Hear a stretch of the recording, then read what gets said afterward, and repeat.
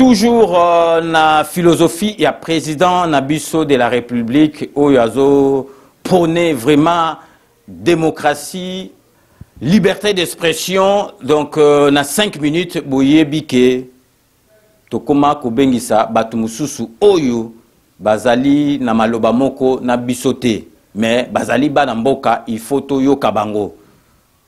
Na ebike batu mususu bakoloba non il faut pas kobenga kabato aboye mais non boyebi président de la République na biso na loja oya lobaki na kanisi na tieli bino ndambu boyoka oye moko président de la République na loja lobaki po na démocratie na liberté d'expression. Merci papa.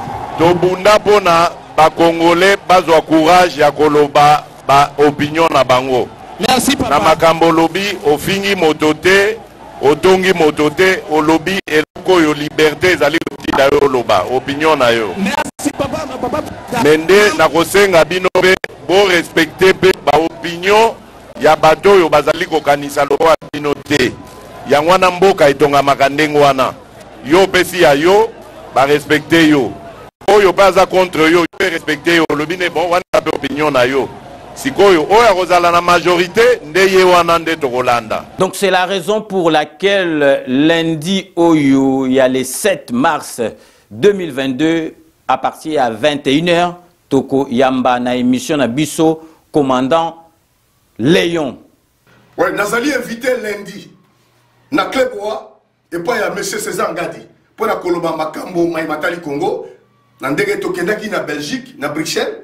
To contrecarrer aux gens qui makanisi ya Union européenne pour la kotala kokata kokereva ba frontière na biso ya mboka Congo mais tozongi yango na leki pour na koyebisa ba mboka ba peuple congolais likambo nini ya solo oyo elekaki kuna na terrain pa tozalaki. Commandant Léon Azali Moutou ya représenter sous-souté bomona ke na ba réseaux sociaux bomona ke na ba marche partout donc akoya po ye alobi ke président de la République Nabiso Fachi Beton Azali kote Kamboka Azali na ba preuve bakena qui marche na Belgique grâce à marche wana donc yangwana Union européenne et changer qui ordre du jour baboye qui ko kata masolo ya mboka na biso po ba pesa ngo Rwanda ya azali na ba preuve et puis azali na makambo ebele ya koloba pona kolakisa ke mboka ezali kokende malamu te. Ezali ndeko bino les résistants combattants révolutionnaires les commandants Léon nazali na mwa sango ya kopesa na bino na kati ya Kleboa et pas il y a monsieur César Ngadi.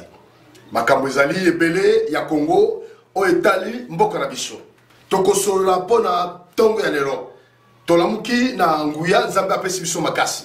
Pona mwa masolo moke tokoloba na matali o etali mboka na biso Congo pe na makati na makambo nyonso ezali koleka na kati ya résistance na ba combattants. Rendez-vous na émission Nabino 5 minutes avec César Ngadi en live avec le commandant Léon Oyo Akoya ko loba ba idée na ye oyo azalaka nango pona mboka na biso donc ezali à partir ya 21h. Soki moto azali kolabo toki ona likambo po on ndenge azali wa mboka oyo nazoko bundela mboka na bosolo nazoko bundela mboka na lokuta te. Nazo buna mboka teke ponga lelo lobi ba futa ngai mbongo na bato bazo iba mbongo kuna na Kisasa ba corrompre ngai nazo mbongo na bango na tsenga libenge na ngai na mofuku na ngai et puis na banda kosala discours contraire na oyo na kati ya lingo ba résistance eloko wana ezali malamu te eloko oyo tozoli beta nango sete ezali malamu te soki yo moni ke okoki combattre olembi obundi ebele yo olembi ndeko na ngai na lobi na yo kende ofana ndako na yo kende kofana ndako na yo koya koluka ba problème na kati ya combat te parce que combat ezali peuple congolais combat ezali yo te yo moko te combat ezali Congo tozali kobunda mpona Congo mpona mboka na biso ya libération ya Congo tozali kobunda mpona kombo ya moto songolo te mpona kombo ya moto pakala te biso nyonso tozali ba tata bo moko mama bo moko tozali kobunda mpona Congo.